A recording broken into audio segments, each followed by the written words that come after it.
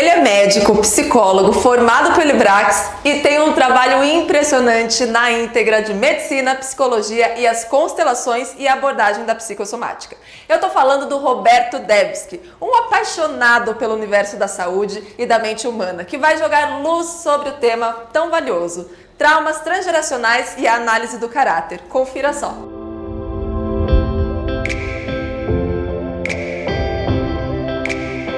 Olá, é um prazer estar aqui com você no 4º Congresso Nacional e 2º Congresso Internacional do IBRAX.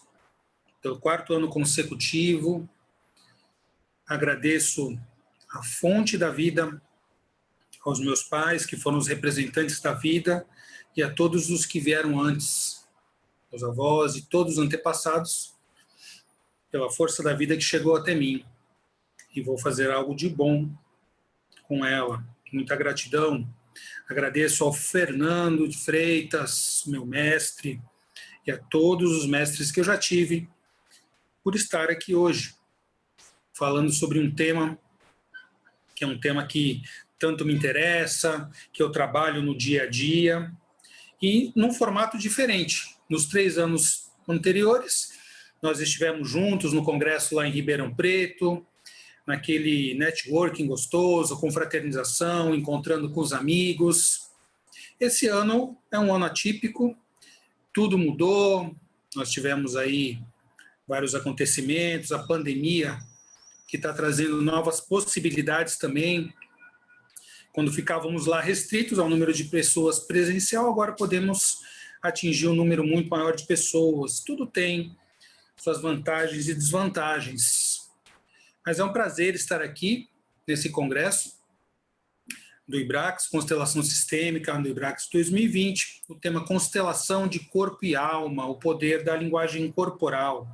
Quando a gente fala corpo e alma, já estamos falando de polaridades, e eu que venho da medicina tradicional, da medicina chinesa, da homeopatia, para mim falar em polaridades é algo que soa como música, então vamos trabalhar com isso. Então vamos começar aqui a compartilhar a tela para que vocês possam acompanhar o meu tema, o tema de hoje. O tema escolhido dentro do congresso, traumas transgeracionais e análise do caráter. São 2 temas muito interessantes que eu associei nessa palestra para trazer a visão que nós podemos ter de como os traumas podem passar através de gerações e como é que nós podemos avaliar isso através da análise do caráter, que é um instrumento que nós vamos olhar agora. Então, tem um conceito, quando a gente fala em caráter, o caráter é um conceito que vem da psicologia, não tem a ver com bom caráter, mau caráter, olha aí as polaridades novamente, quando a gente fala em caráter, né? Tem muito poucas diferenças, inclusive, o limite, a fronteira aí é bem delicada. Porém, quando nós falamos em caráter, estamos começando com Freud.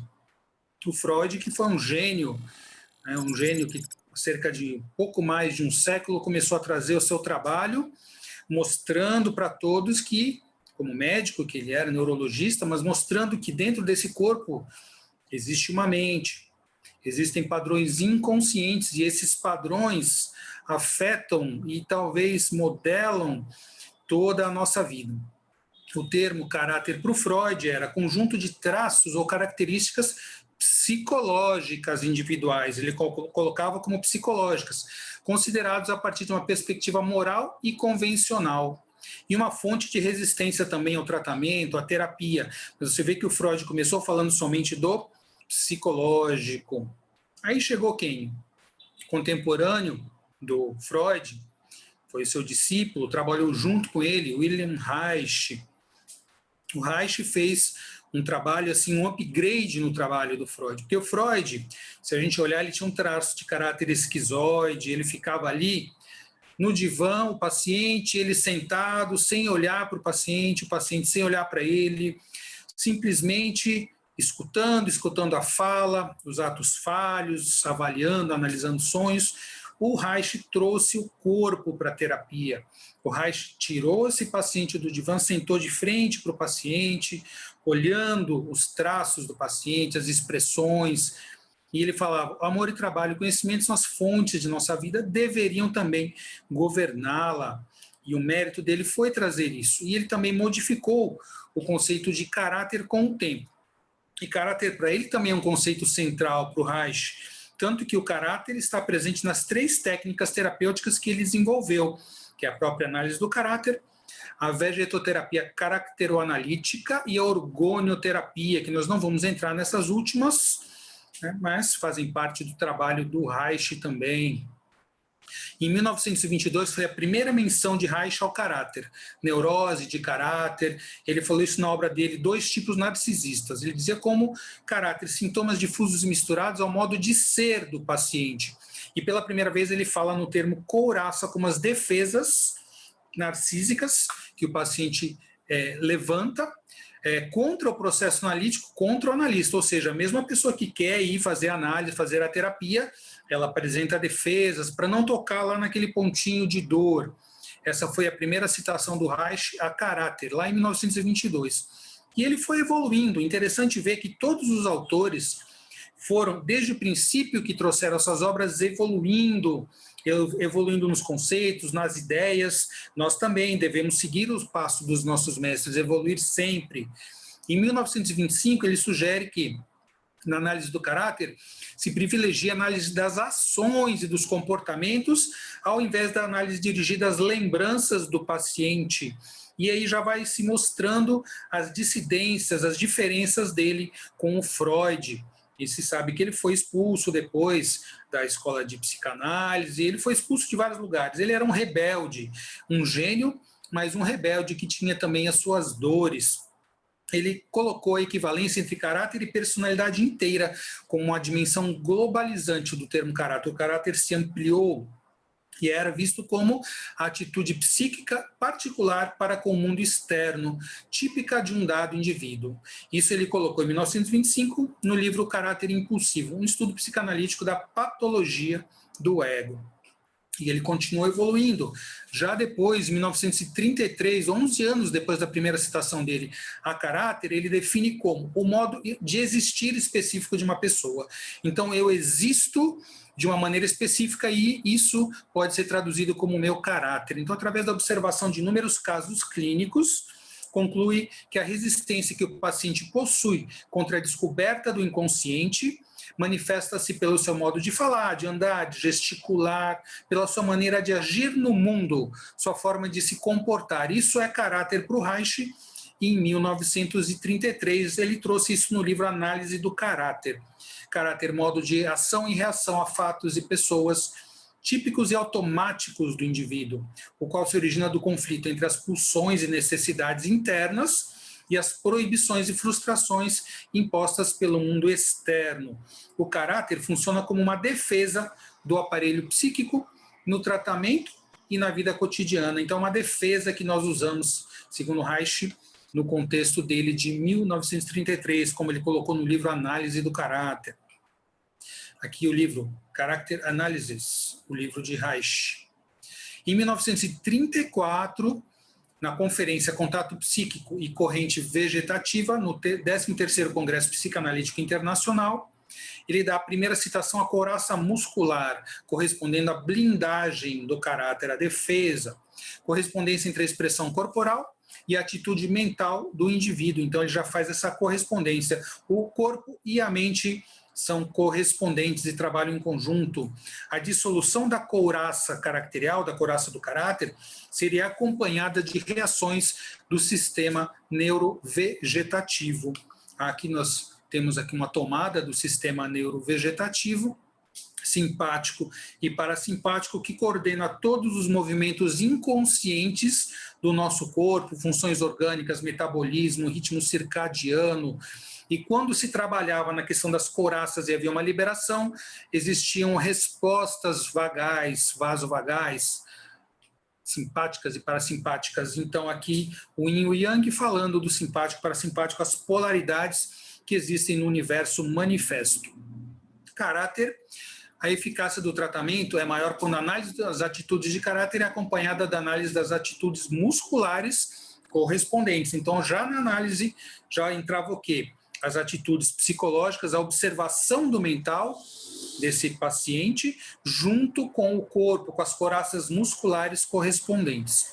E coraças musculares são as tensões musculares crônicas, advindas de situações de estresse interno e prolongado, às quais o indivíduo foi submetido ao longo de seu desenvolvimento psicossexual.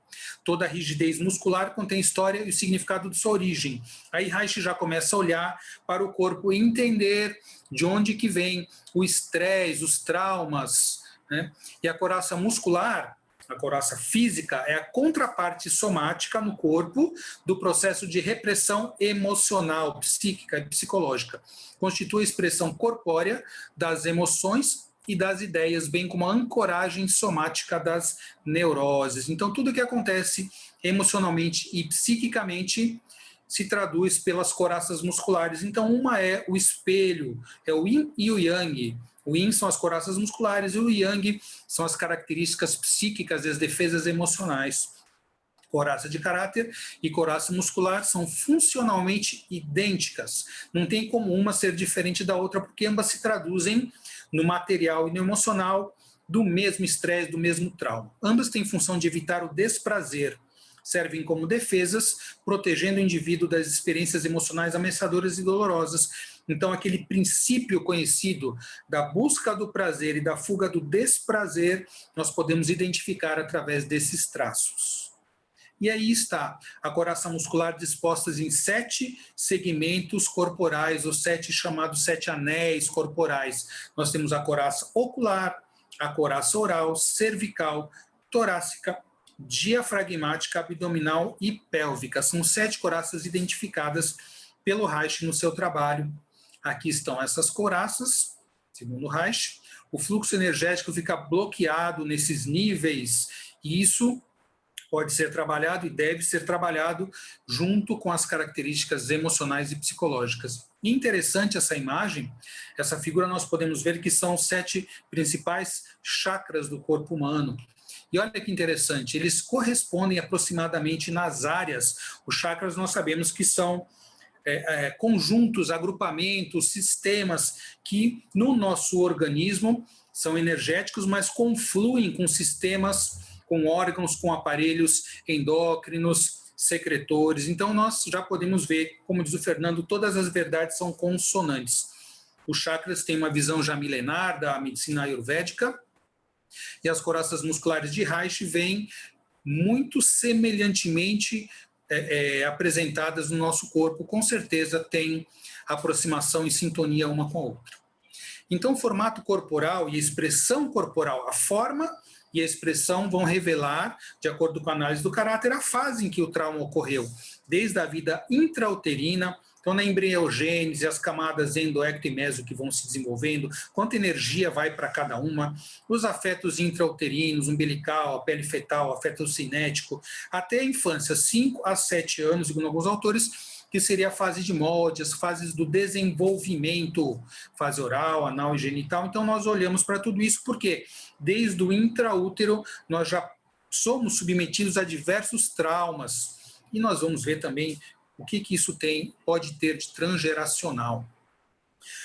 Os tipos ou percepções de traumas emocionais sofridos desde o intraútero até esses 5 anos a 7 anos de idade são os seguintes, em ordem cronológica, que podem acontecer: a rejeição lá no intraútero, o abandono na fase oral após o nascimento, manipulação, humilhação e traição.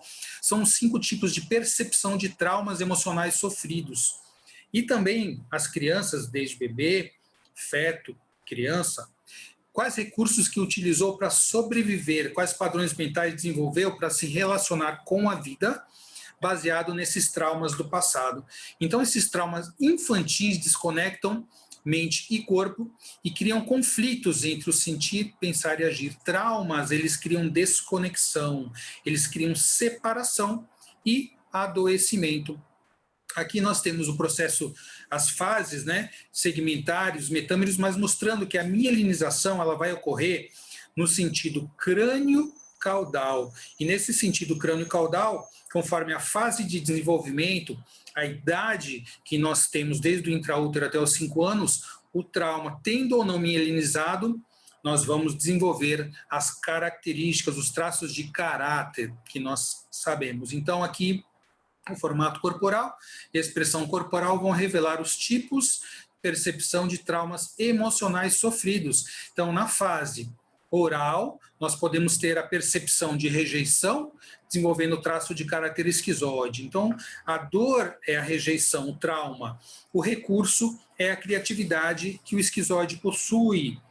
Ainda na fase oral, a percepção do abandono na primeira infância, até um ano e pouco de idade, o traço de caráter a ser desenvolvido ou evidenciado é o traço de caráter oral, e o oral ele tem uma grande capacidade de comunicação.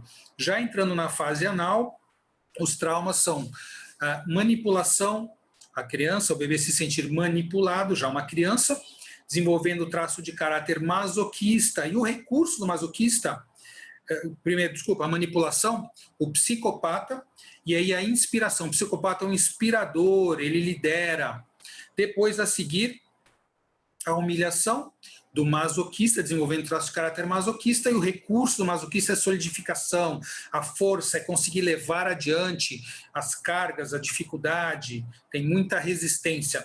E já na fase genital, a dor da traição, quando entra ali a figura do pai, a gente vai falar mais sobre isso, o terceiro elemento, aquela criança se sente o terceiro elemento, entra o pai como terceiro, mas a criança passa a se sentir o terceiro elemento como uma percepção de traição, desenvolvendo o traço de caráter rígido, e é um grande realizador, perfeccionista, tem que ser perfeito, muito competitivo, né? Então a gente vê que todo traço de caráter tem o seu trauma, sua dor, e também o seu recurso para contrabalançar esse trauma. E aí o conceito, análise de caráter, como o indivíduo se mostra e se expressa, vai vir no formato corporal e na expressão corporal. São duas maneiras de ver, nós temos que ver a pessoa no todo, né? No formato e na expressão. Então, o formato corporal vai mostrar a construção do corpo lá no intrauterino e o desenvolvimento neuropsicomotor, o extrauterino depois do nascimento. Então, nós vemos que pode, de acordo com o trauma, de acordo com a fase, desenvolver formatos diferentes de corpo. Então, aqui nós temos o traço de caráter, vamos ver aqui o esquizoide, um corpo mais retangular, a percepção no útero de rejeição, a percepção de medo, de não existir. Eles são muito racionais, muito criativos, muito inteligentes. O seguinte é o oral, tem um corpo mais redondo, né? Então, a percepção do abandono, muito comunicativo, esse é o formato do corpo do oral. Depois nós temos o psicopata com estruturas triangulares, sempre você vê triângulos no psicopata, né, na fase final da fase anal. A percepção é de manipulação, trauma de manipulação, eles são muito inspiradores, persuasivos, líderes natos. Depois nós temos o masoquista, né, que tem um corpo mais quadrado, né, bem quadrado, ali na fase anal, a percepção, o trauma da humilhação, e são passivos, mas também não esperem muito, porque depois de um certo tempo, aquela humilhação, aquela carga que aguenta pode vir na forma de uma grande explosão, mas a resistência é o ponto forte do masoquista. E, por último, o rígido, que tem o formato de ampulheta, são aqueles corpos bem delineados, os corpos atléticos, né, o trauma, a dor da traição, e são altamente sedutores, altamente realizadores, né? Então, nós temos também no formato do rosto, o rosto do oral sendo mais redondo, o do rígido, um formato mais harmônico, o esquizoide retangular, com os olhos mais marcados, o psicopata triangular e o masoquista quadrado. Então, claro que isso não é algo que vai definir, mas nos dá uma ideia de como os traços de caráter se mostram. E como o indivíduo se expressa, a parte dinâmica, porque a parte da forma é a parte estática, a expressão corporal, que é a parte dinâmica. Nós vimos aqui o filme Divertidamente mostrando as cinco emoções, mas que correspondem aos 5 traços de caráter. Se você ainda não viu divertidamente Inside Out, recomendo que você veja, porque é um filme, uma animação muito interessante, mostrando os 5 traços de caráter. Aqui o psicopata, que lidera todo o processo, o masoquista, o esquizoide, a oral e a rígida. Muito interessante essa animação. E aí a leitura da expressão corporal ativa a gente vai ver através da dinâmica, a expressão facial, corporal, tanto espontânea como provocada. Então, por exemplo, numa constelação, você pode fazer perguntas que é para ver como essa pessoa responde, como ela reage, os seus movimentos, os seus gestos, posturas, como ela se expressa, o modo de interagir, de se relacionar afetivamente. Essa é a parte dinâmica, ativa do traço de caráter. Então, mostra o quê? As mensagens conscientes e inconscientes. Dá para nós conseguirmos um diagnóstico, identificar mentiras, identificar essa comunicação, conflitos e da dor também. Então, essa é a parte dinâmica da análise do caráter.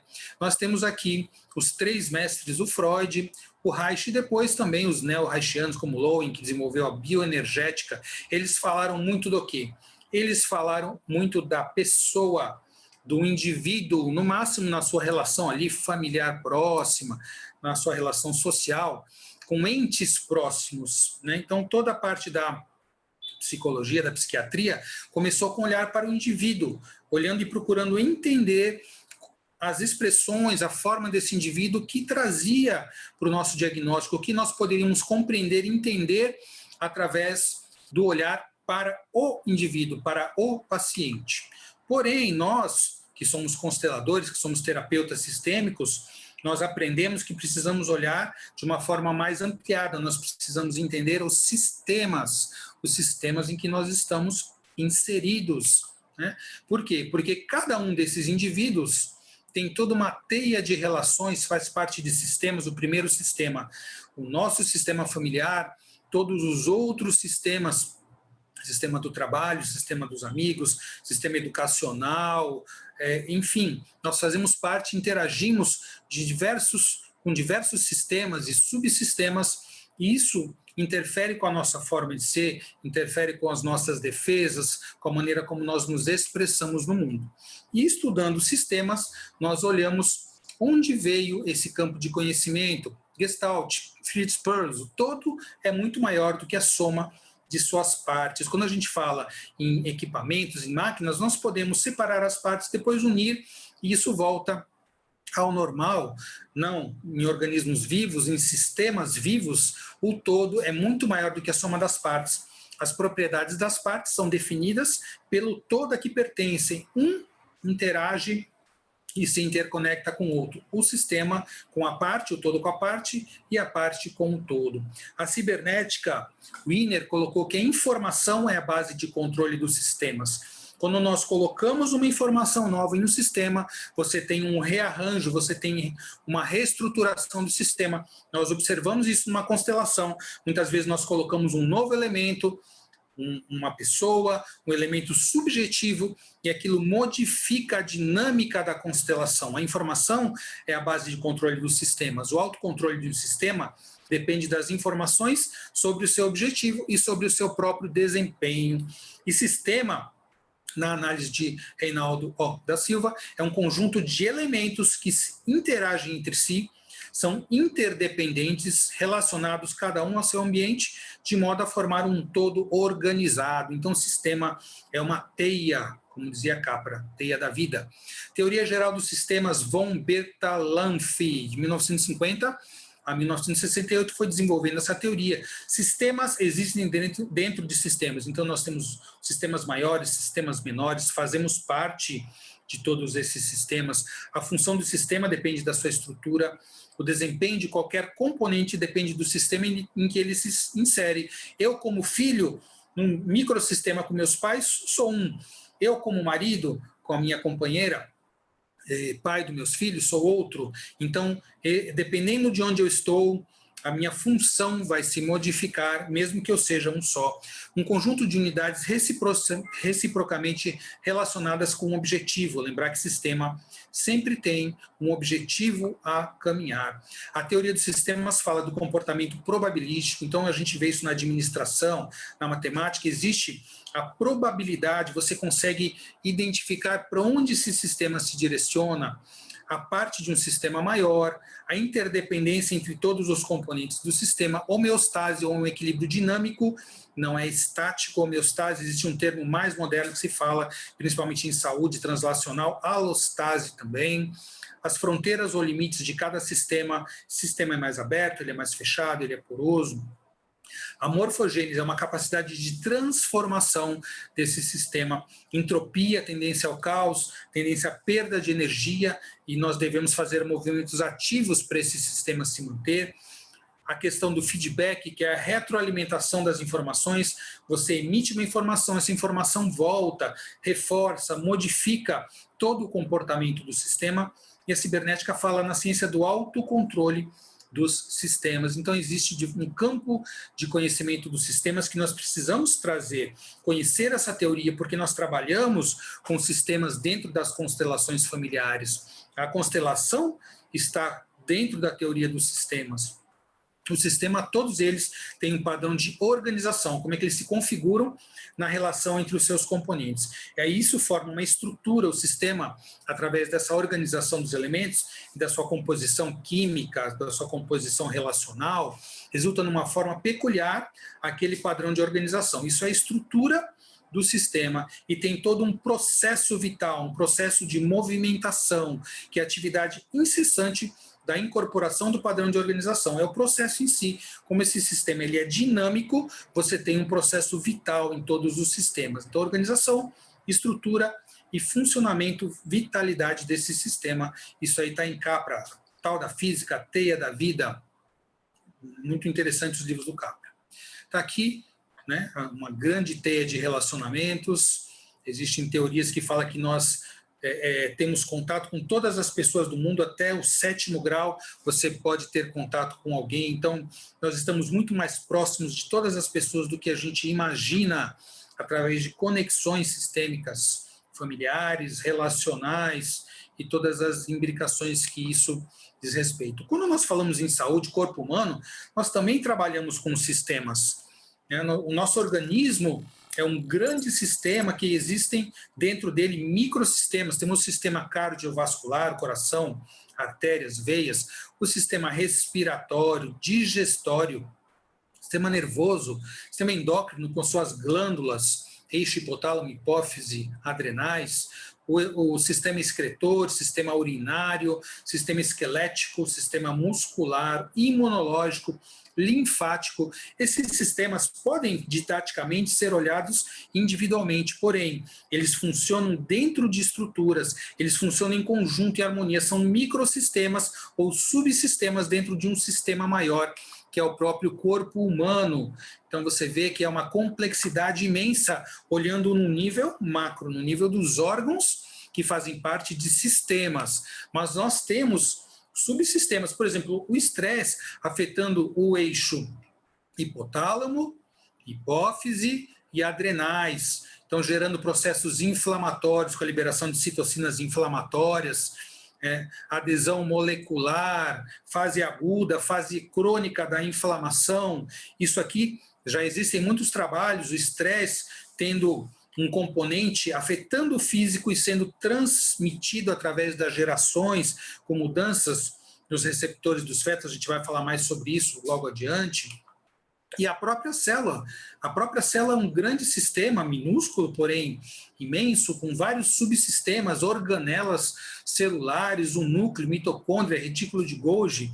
Então, trabalhando em conjunto, cada célula, em cada tecido, existem milhares, milhões de células, cada tecido compõe um órgão, cada órgão está dentro de um sistema, e cada sistema dentro do sistema maior que é o corpo, e cada pessoa se relacionando. Então, é uma teia, realmente uma teia da vida, como disse o Capra.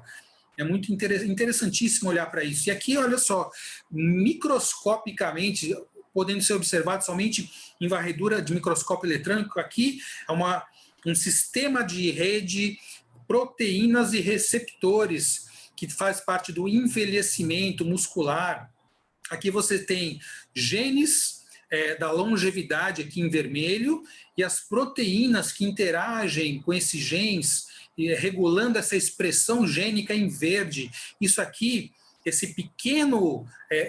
pequena rede proteica e de receptores e de genes que trabalham nesse pequeno campo aqui do envelhecimento muscular, nessa fase, tem 339 interações entre 325 proteínas e os genes. Então, isso é uma estrutura molecular, uma estrutura que só é observável ao microscópio eletrônico e está como um microsistema dentro de todos esses sistemas maiores da célula, dos tecidos, dos órgãos, do organismo. E aí tem um campo da medicina que é a psiconeuroimunologia. E esse campo da psiconeuroimunologia, psiconeuroimunoendocrinologia mais recentemente, estuda todas essas interações, as interações do nosso emocional com o nosso físico, entendendo, mas assim, vamos ver bem que de uma maneira profunda, porém somente como nós reagimos. Então, tem o estresse, e aí como isso vai impactar os meus órgãos, o meu sistema imunológico, o meu sistema endócrino, né? Então, essa interação olha também somente para o indivíduo, como quase tudo na medicina, na psicologia, nós olhamos para a pessoa e fica faltando aquilo que a sistêmica trouxe, olhar para um sistema maior. Né? E aqui, olha, sistema planetário, nosso sistema solar, aqui a Terra, Júpiter, Saturno, enfim, circulando ao redor do Sol, todo um sistema. Imagina se um desses planetas, ou só um dos satélites desses planetas, explodisse, ou enfim, sumisse, todo o reequilíbrio gravitacional modificaria toda a estrutura desse sistema planetário. E quando a gente olha aqui, olha o nosso Sol aqui, a posição aproximadamente do Sol, do nosso pequeno sistema. Aqui é o núcleo da Via Láctea, que tem o quê? Bilhões de outros sistemas solares, e é uma galáxia, a Via Láctea, dentro de bilhões de outras galáxias, todos esses sistemas que se interconectam no nível astronômico. Nós temos aqui, olha aqui, a Via Láctea aqui, bem pequenininha, aqui é o centro da Via Láctea, e olha só que distância para você percorrer a Via Láctea, 100 mil anos-luz, na velocidade da luz, que é 300 mil quilômetros por segundo aproximadamente, você demoraria 100 mil anos para percorrer a Via Láctea, que é uma das bilhões de galáxias. Então, olha só, às vezes a gente se acha tão grande, tão poderoso, né? Vamos nos recolocar aqui dentro da nossa pequenez, tá? Eu quero mostrar esse vídeo para vocês, vamos ver se ele vai rodar aqui. É um vídeo interessante, que o projeto Kepler do astronômico, do telescópio Kepler, mostrando a interação aqui do nosso sistema solar com 24 outras galáxias novas que foram reconhecidas. Olha só o movimento de cada um desses sistemas. São sistemas próximos a outros sistemas, um interagindo com o outro. Galáxias próximas à nossa, e cada uma delas contendo várias estrelas com semelhança ao nosso Sol e vários exoplanetas que também poderiam conter vida, né? Nós achando aqui que nós somos os únicos do planeta, nós somos aí a coisa mais maravilhosa do universo, né? Não, olha só como nós temos esse grande conjunto de sistemas somente bem próximo aqui ao nosso sistema solar. Vamos nos recolocar, ter a perspectiva adequada dentro daquilo que se mostra. Nós somos ainda muito pequenos, então precisamos ter a humildade de reconhecer isso. Vamos lá, continuando então. Vimos sistemas desde os microscópicos eletronicamente observáveis, como as estruturas celulares, proteínas, receptores, genes, até as estruturas astronômicas. Então, a teoria dos sistemas fala de tudo isso. E nós que somos consteladores, nós que somos terapeutas sistêmicos, a família como o nosso sistema de origem, a família com toda a sua importância, né? Então, olhando que nós fazemos parte desse grande sistema que vem antes de nós, os nossos pais, 2 pais, 4 avós, 8 bisavós, 16 trisavós, assim por diante, em 10, 11 gerações, são mais de 4.000 pessoas, 4.096 pessoas, se não me engano, fazendo parte dessa grande família, desse grande sistema, que é um sistema dentro de vários outros, da conexão das famílias, da conexão das pessoas nesse nosso planeta. Imagina que se uma dessas pessoas, em qualquer geração para trás, Pode ser lá atrás, na segunda, quinta, 10ª geração, uma delas tivesse feito um movimento diferente dos nossos ascendentes diretos, nós não estaríamos aqui. Isso só basta para que a gente possa entender a importância que tem cada uma dessas pessoas estando no lugar certo, na hora certa, no movimento certo, está tudo certo do jeito que foi. Então, aceitar as coisas como foram é um dos grandes princípios que a gente trabalha na sistêmica e nas constelações, não é? Mas quando é que se começou a olhar para isso? Já entrando para o trauma transgeracional.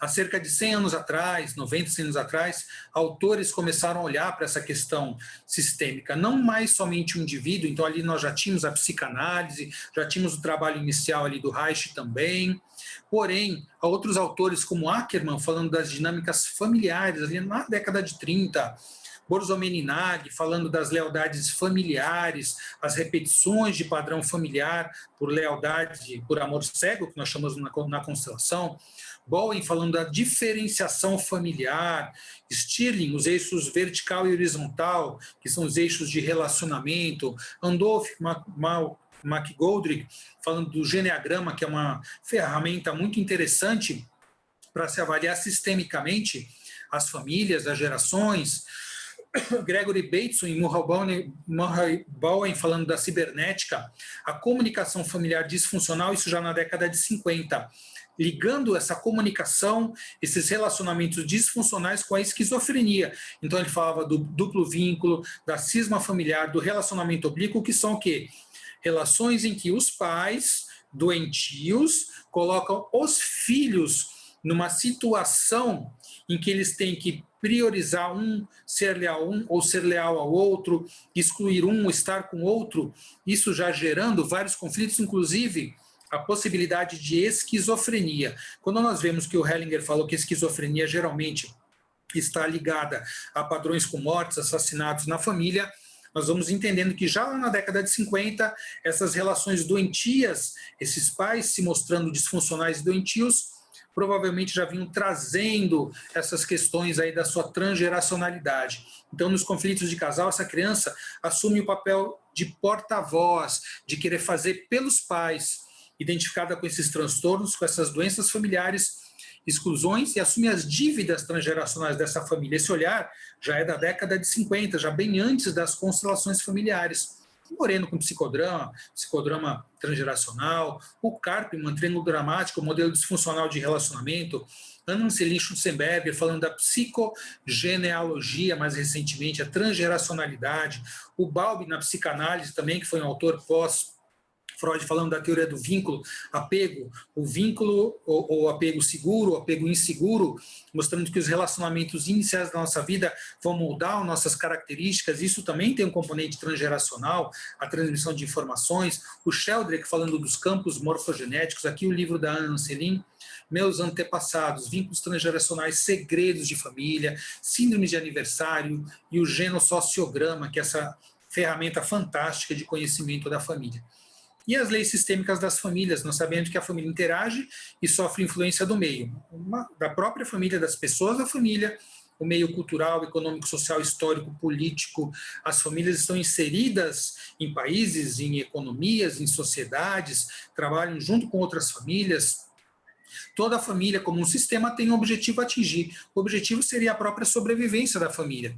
Tem uma energia própria, seus movimentos, suas motivações, a consciência boa e má consciência, consciência familiar, a consciência individual, a consciência espiritual, como colocou o Hellinger, os papéis familiares, cada pessoa, cada filho entrando em um lugar e uma função no sistema, assumindo uma função muitas vezes por outros no sistema, adoecendo por conta disso também. Todos os ritos, os códigos, papéis segredos, crenças, heranças que tem nas famílias, tudo isso faz parte do sistema familiar. E aí nós vamos entrando nessa questão dos traumas que são transmitidos através das gerações familiares. E aí veio o gênio, o Bert Hellinger, que conseguiu colocar tudo isso de uma maneira didática, muito ordenada. As ordens, o Bert Hellinger trouxe a polaridade e ordem, juntando a polaridade do amor, né? Função paterna e função materna. O amor em ordem, as ordens do amor acontecem quando nós olhamos para ambas as polaridades, trabalhamos isso. Quais as principais polaridades que nós trabalhamos? Função paterna, função materna. E aí ele trouxe todo o campo de conhecimento das constelações familiares, mostrando muitas verdades. Mas a verdade é chocante somente para quem não deseja ver a realidade. Nós estamos aqui para olhar a realidade, mesmo que ela não nos agrade, mesmo que ela doa, mas só é possível mudar aquilo que a gente traz para a consciência. Consciência é onde a gente olha.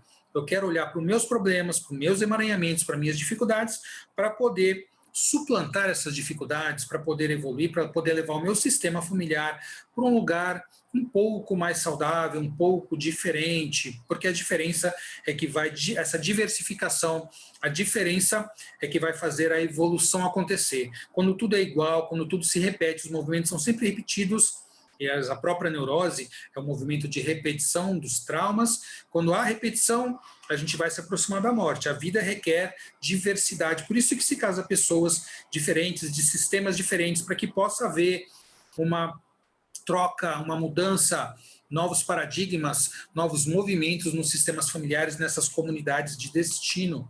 Então, na própria medicina, o Bert Hellinger coloca no livro A Fonte Não Precisa Procurar Pelo Caminho, quando se fala de doenças, nós não podemos pensar que só vamos trabalhar com o emocional. A psicoterapia é um remédio que nem se fosse um remédio que você engole, é um remédio que você faz e fica tudo bem. Ele coloca que isso é um mal entendido muito grande. Psicoterapia é um apoio, trabalha a parte médica, a parte psicoterápica, colocando aí as constelações também, porque as doenças também são condicionadas pelo corpo, pelo soma. Aliás, a vida toda é condicionada pelo soma. Onde que eu vivo? No meu corpo. O meu corpo é a minha casa. Se eu cuido bem ou mal, o que eu vivo, claro que traduz questões transgeracionais, porém o lugar que eu vivo é o meu corpo. E o Hellinger vai colocando isso. Sempre que existem doenças crônicas graves ou psicoses, atuam na família graves destinos. Por isso, acontece, a gente vê isso nas constelações. Então, existe uma conexão entre as doenças e os emaranhamentos. Então, nós temos que olhar pela medicina, temos que olhar pela psicologia, mas nós precisamos ampliar essa visão, trazendo o olhar do sistema, de onde pode vir isso aqui, né? E trazer paz, reconciliação, movimentos de alma, para conseguir trazer algo mais saudável para esse sistema familiar. Então, usar todas as medidas. Hoje o adoecimento é complexo, a vida é complexa e nós precisamos de várias maneiras de buscar a saúde. Tanto que nós temos as práticas integrativas, são 29 práticas em saúde, no Ministério da Saúde, no SUS. Uma delas é a constelação familiar, homeopatia, acupuntura também, meditação, reiki, diversas outras. E aí, quando se fala para um doente que essa doença é psicológica, o paciente se sente depreciado, falou Hellinger. Por quê? É psicológico, então eu poderia mudar, se eu não posso, a culpa é minha, a responsabilidade, aí você entra nos triângulos dramáticos. Na verdade, não, porque os emaranhamentos que nós trazemos do sistema é que vão levar a desenvolvermos os traços de caráter, as doenças, os comportamentos. Isso também não é uma desculpa. Então a desculpa é porque vem da transgeracionalidade. Não. Eu vou tomar isso, assumir isso e fazer um movimento diferente. Somente quando o emaranhamento que age em segundo plano vem à luz, nós podemos mudar. Vem à luz, trazemos a consciência através de uma constelação, um método que eu conheço mais eficaz, mais rápido para trazer à luz esses emaranhamentos, a constelação familiar. E com a consciência nós podemos mudar alguma coisa. E a doença, olhar que a doença tem uma função que ela pode ser benéfica também para a alma. Então, nós não podemos querer excluir uma doença. Claro, exclui, arranca fora. E a visão da medicina é essa. Na psicologia também, vamos tirar esse trauma, vamos excluir. Não, nós precisamos integrar. Nada de excluir. Excluir vai contra o pertencimento. Integrar a doença no nosso sistema, olhar para ela, reconhecer a sua função e assim poder caminhar para a cura. Então, às vezes, a doença manifesta algo que o doente não quer reconhecer. Exclusões, culpas, limites, o próprio corpo, a alma, uma tarefa, uma missão, e aí nós precisamos olhar para isso. Então, o terapeuta, ele se alia ao objetivo da doença. Ele não quer excluir, ele olha para a doença, dá um lugar para a doença, num contexto desse paciente. Aí sim, então, o que acontece? Quando isso é colocado em ordem, o doente pode viver melhor. E também pode morrer melhor quando a doença é incurável. Existem doenças que já evoluíram de uma maneira tão intensa que organicamente não são mais curáveis, a não ser através de curas milagrosas. Nós sabemos que existem isso também. Mas nós precisamos também saber morrer, como diz o Heidegger, concluir a sua vida num bom Dasein, num bom destino. Isso é muito importante. Então, as doenças também são processos de cura para a nossa alma. Não são algo mal, elas precisam ser olhadas, precisam ser incluídas, não excluídas, ok?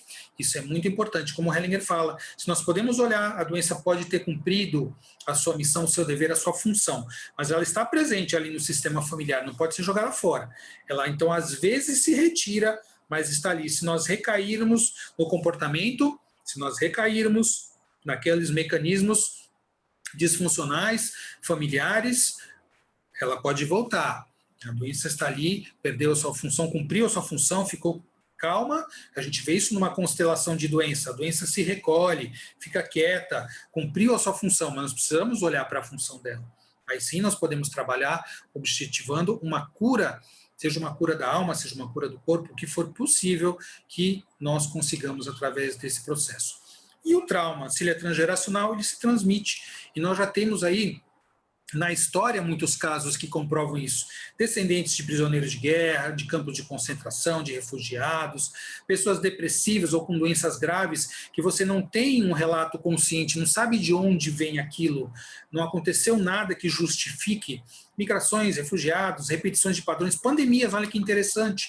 Aqui a pandemia da gripe espanhola, em 1918, cerca de 100 anos atrás, tivemos uma grande pandemia que matou uma grande porcentagem, um grande número de pessoas, mais de 50 milhões de pessoas morreram no mundo pela gripe espanhola. Olha aqui, ó, invasão da Espanha espanhola, não é porque ela veio da Espanha, porque a Espanha foi aquela que noticiou essa gripe sem censura, falando, olha, desídia criminosa do governo, culpando o governo, qualquer semelhança, mera coincidência, padrões transgeracionais. Olha aqui, ó, Rio de Janeiro virou um hospital.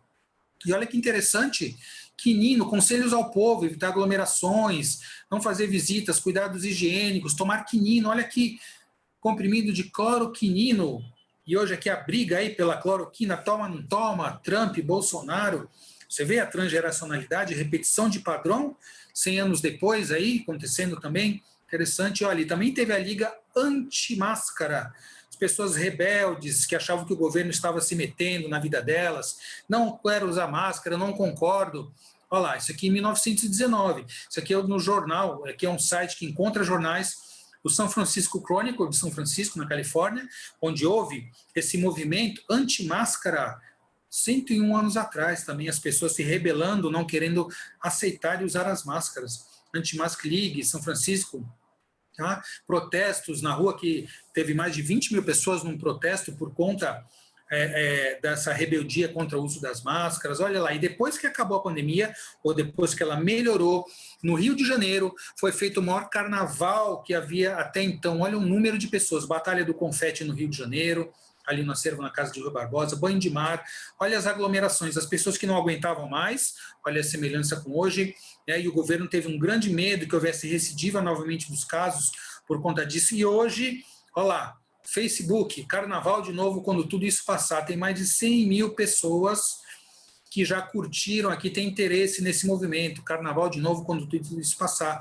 lá no Rio de Janeiro, está marcado para 1º de fevereiro de 21, será que até lá nós vamos conseguir? Olha como os movimentos se repetem, muito interessante isso, né?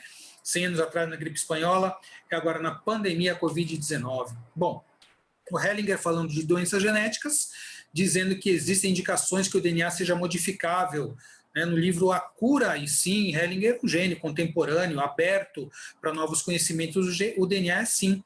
E quando nós estudamos a transmissão transgeracional do trauma, nós vemos que existem diversos tipos possíveis de trauma, traumas coletivos, até a 3ª geração pós-holocausto, pessoas passaram por traumas e alteraram, modificaram, nós vamos explicar como, o seu físico, o seu corpo, as condições de saúde, pessoas que passam por pandemias, gera o transtorno do estresse pós-traumático, traumas familiares, como suicídios, doenças, violência doméstica que se repete por gerações, abusos familiares, o trauma vicariante, que entra dentro da própria geração, por exemplo, gêmeos que não sobrevivem e o outro que viveu muitas vezes inconscientemente adoece ou quer morrer junto com aquele gêmeo que não veio, a gente pode muitas vezes ver isso numa constelação.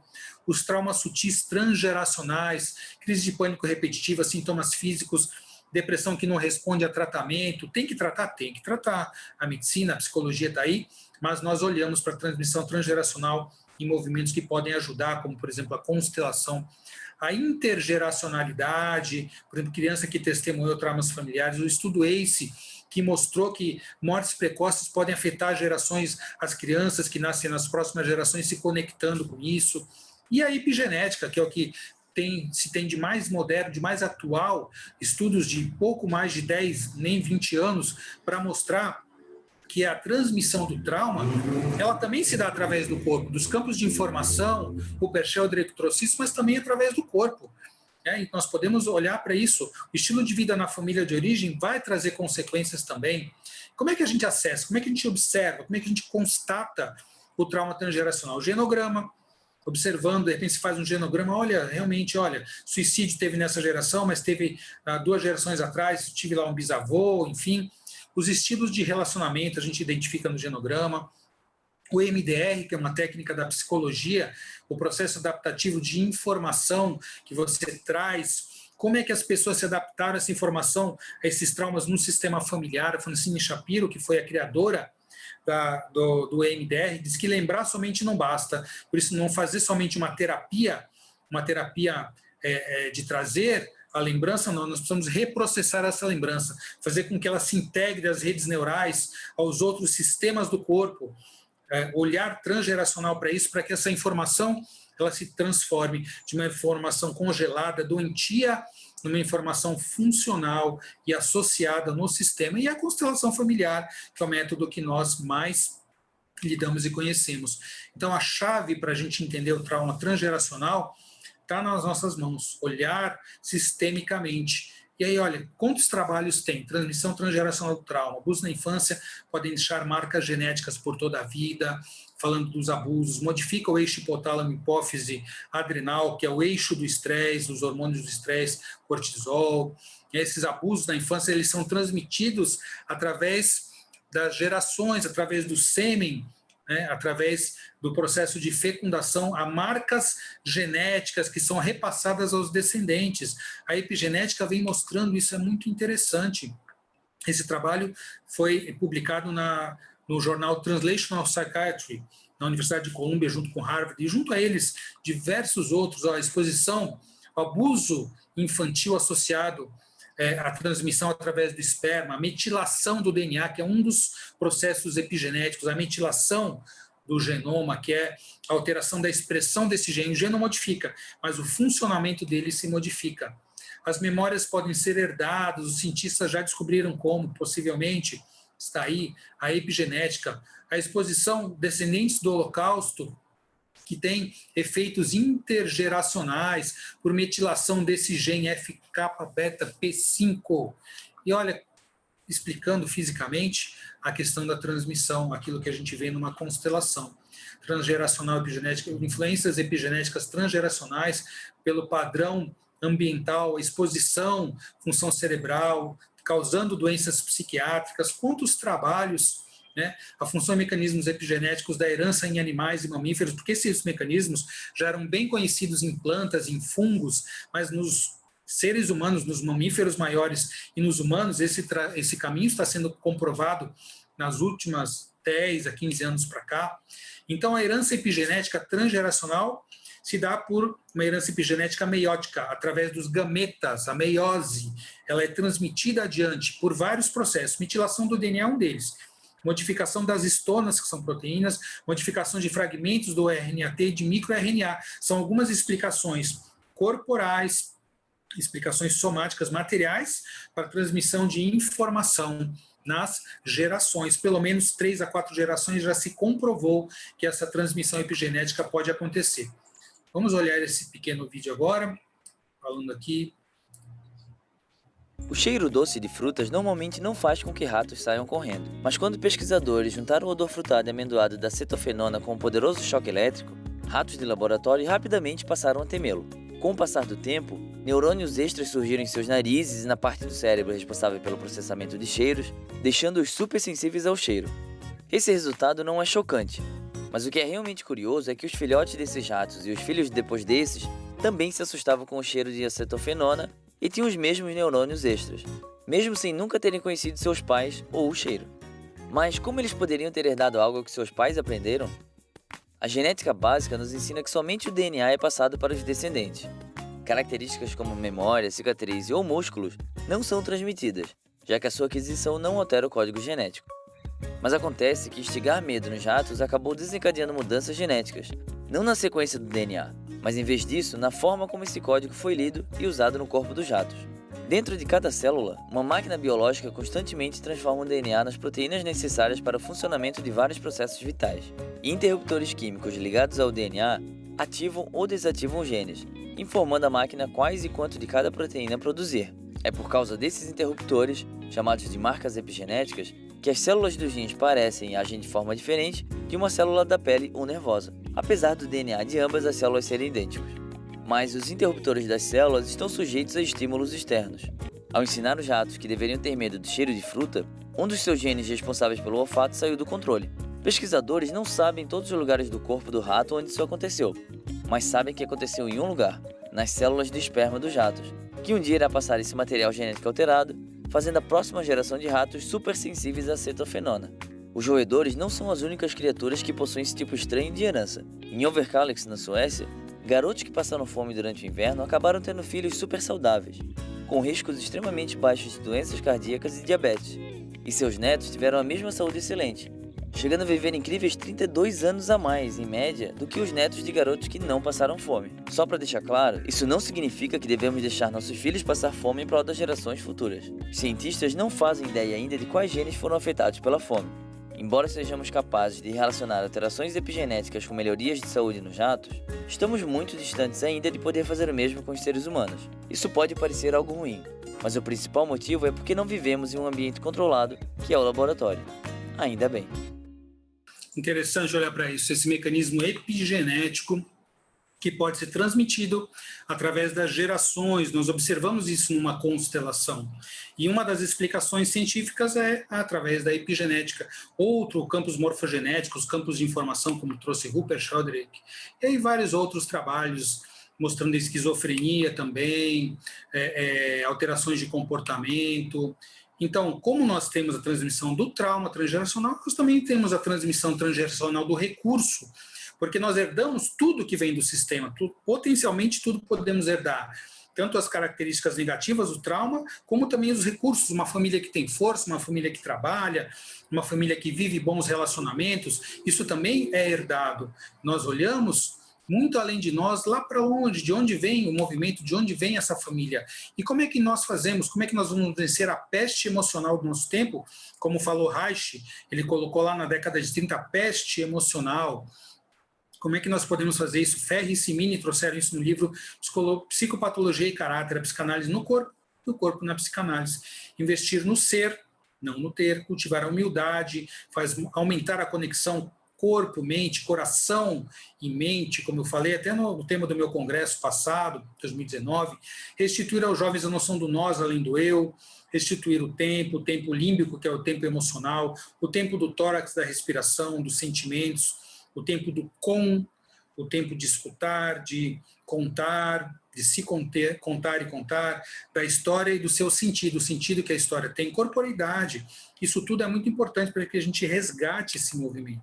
Integrar novamente coração e cérebro, yin e yang.